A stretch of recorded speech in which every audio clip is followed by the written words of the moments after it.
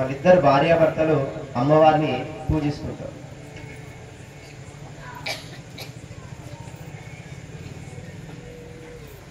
అయితే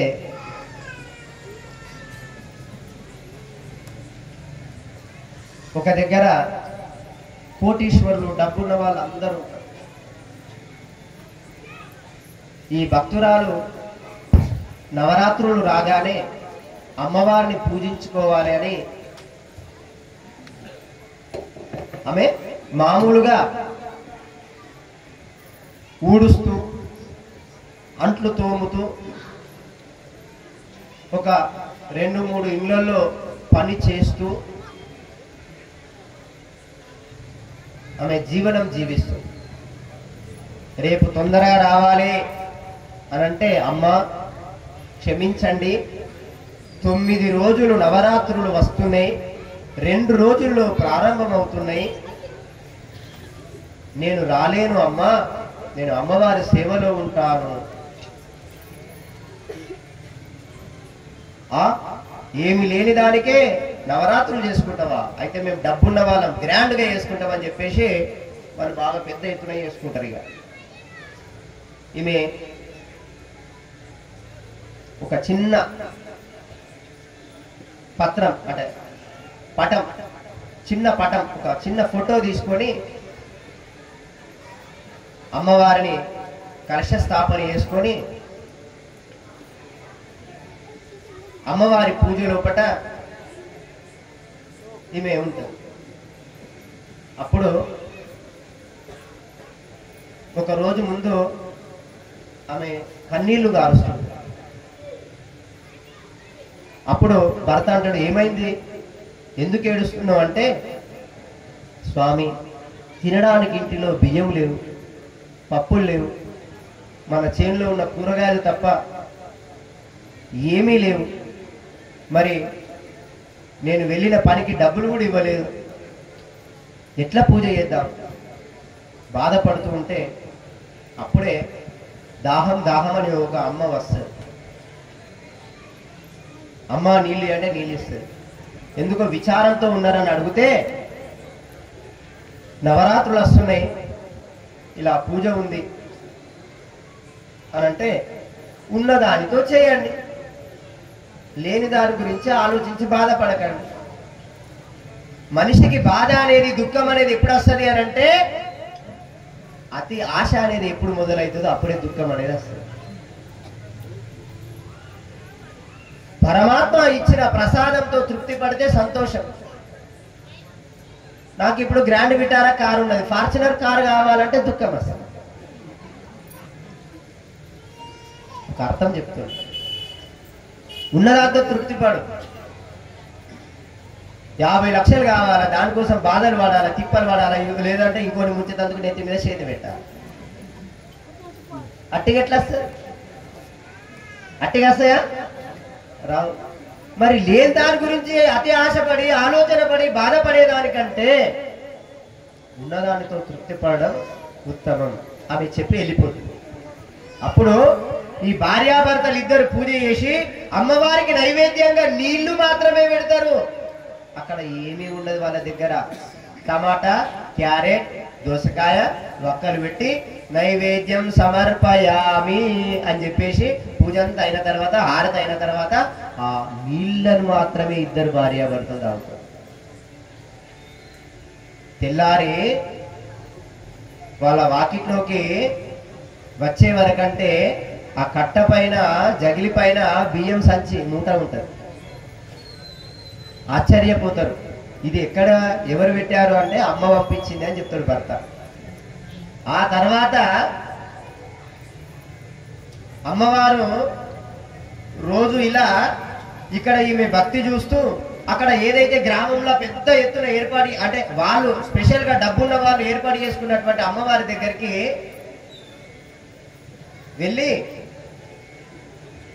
అమ్మా ఆకలి అవుతుందమ్మా, పెట్టండి అమ్మా, నీకోసం వండినమ్మా బాస్మతి బియ్యం, హై క్లాస్ బియ్యం, హై క్లాస్ వంటలు, హై రేంజ్ల వంటలు చేయించినాం నీకు పెట్టడానికా? ఇది ఉన్నవాళ్ళు కోటీశ్వరులు గల్లీది డబ్బున్న వాళ్ళది. అంటే ఆమె వెళ్తూ ఉంటే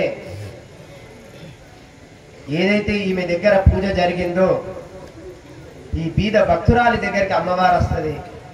అమ్మ ఆకలి అవుతుంది అంటే, అమ్మ తల్లి నాకు ఉన్నది పెడతా అని చెప్పేసి ఆ బియ్యమే ఏవైతే ఉన్నాయో అమ్మవారికి నైవేద్యంగా అయితే ఏదైతే చేశారో ఆ నైవేద్యాన్ని పెట్టి ఆమెకు కూడా ప్రసాదం పెట్టడం జరుగుతుంది. ఇంకో రెండవ రోజు నాకు బొమ్మలు కావాలి, నాకు వస్త్రాలు కావాలి, మీరు ధనవంతులు కదా, నాకు బట్టలు లేవు కోనియండి అని అడుగుతుంటారు. ఒక పాప వచ్చి పో ఇది బిచ్చగాళ్ళు ఆడుకునే వాళ్ళు ఏం మోపారు ఇలా అని వాళ్ళు ఇలా కూడా పంపించేస్తారు. అదే అక్కడికి వెళ్తే అవి ఏం చేస్తారంటే వాళ్ళ ఇంట్లో ఉన్నటువంటి చిన్న చిన్న ఏవైతే బొమ్మలు ఉన్నాయో అలా పిల్లల కోసం చేసినవి మట్టి బొమ్మలు అవి తీసుకెళ్ళును. అవి మీ పిల్లలు ఏడవరా? ఏం పర్వాలేదు, ఏం పర్వాలేదు, తీసుకెళ్ళి. మరునాడు మళ్ళీ అమ్మవారు నాకు ఆరోగ్యం బాగలేదు డబ్బు ఇవ్వండి అమ్మా అని వెళ్తే వాళ్ళు పంపించేస్తారు. కానీ ఇక్కడ వీళ్ళ దగ్గర ఎంత శక్తి ఉందో అంత శక్తి మేరకు వైద్యుడికి చూపించి పంపించడం జరుగుతుంది. డబ్బులు లేకుంటే ఆ అమ్మవారి ఇచ్చిన బియ్యాన్ని అమ్మివేసి అదే డబ్బులతోటి ఆ పాపకు వైద్యం చేయించడం జరుగుతుంది. ఇట్లా 9 రోజులు 9 రకాల పరీక్షలు పెడితే 9 రకాలైన తర్వాత అక్కడ ధనం ఉన్నటువంటి ఆ భక్తుల దగ్గర ఒక భక్తురాలు ఏం చేస్తారంటే ఆమె వడ్డానము, ఆమె నగలు, కొంత డబ్బు నేను అమ్మవారికి సమర్పిస్తున్నా అని పేరు కోసం సమర్పణ చేస్తాను. అవి మాయమైపోతాయి. అమ్మవారికి సమర్పయామి అనగానే మాయమైపోతుంది. అమ్మవారికి ఇస్తున్నాను అందరం కూడా చెప్పింది కదా, మాయమైపోయింది. ఎక్కడికి పోయినాయి అని అంటే ఇక్కడ ఏ పేద భక్తురాలు ఉన్నదో ఆమెకు దర్శనం ఇచ్చేసి ఇగో నీకు సమర్పిస్తున్నా ఇవి తీసుకో అని చెప్పేసి అవి కాక ఇంకా చాలా సంపద ప్రసాదిస్తుంది. అప్పుడు తర్వాత ఆమె ఏం చేస్తుందంటే అమ్మవారు ఇచ్చినాయి అని అమ్మవారి దగ్గరనే పెడుతుంది. అవి వాడుకోవచ్చు ఏవైతే నగలు ఉన్నాయో. తర్వాత ఈ భక్తులకు దొరికినటువంటి మూట ఏదైతే ఉన్నదో ఆ మూట అనాథ పిల్లలకు మరియు ఉచితమైనటువంటి హాస్పిటల్స్ వైద్యశాలలు అనేది ఏర్పాటు చేస్తుంది. తర్వాత ఒకరోజు ఈమె మంచి భవనం నిర్మాణం అయిపోయింది, బీదవాళ్ళు ఉన్నది బాగా ధనవంతులు అయిపోయారు. ఆమె సమస్యల్లో పడి బాధలో పడి ఈమె దగ్గరికి వస్తే ఇంద్ర భవనం లాగా కనిపిస్తున్నది. ఏమిటి మహత్యం అంటే అంతా అమ్మలీలా అని చెప్పి చూడండి. అంటే ఒక బీద భక్తురాలు కూడా అమ్మని ఏమి కోరుకోకుండా అమ్మ అని అడిగితే అన్నీ ఇచ్చింది. ఓన్లీ సంపదనే కాదు సర్వం ఇచ్చింది, అన్నీ ఇస్తాయి. మాటలు లేని మూగవాడు కాళిదాసు గొర్రెలు మేకలు మేపుతూ అడవిలో వెళ్తే అమ్మ మందిరం లోపల గంట కొడుతూ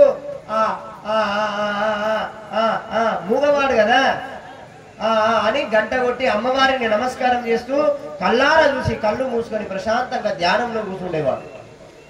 కానీ ఒకరోజు అమ్మవారి యొక్క బీజాక్షరం తెలుసా ఎవరికన్నా? అమ్మవారి బీజాక్షరం తెలుసా?